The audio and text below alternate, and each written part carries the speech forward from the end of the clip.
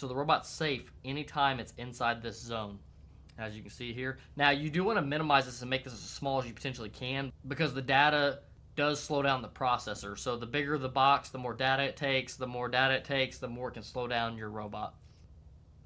So let's go to DCS, go into our DCS menu here. Then we're going to go and apply these DCS parameters. Okay.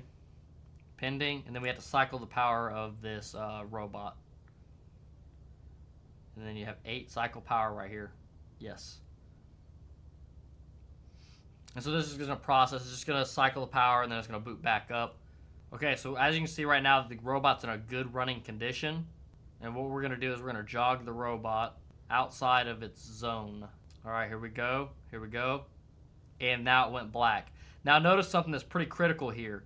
The robot's tooling is outside of the safe zone. So this is something to definitely keep in mind, and you cannot forget this, because this is actually something fairly easy to forget.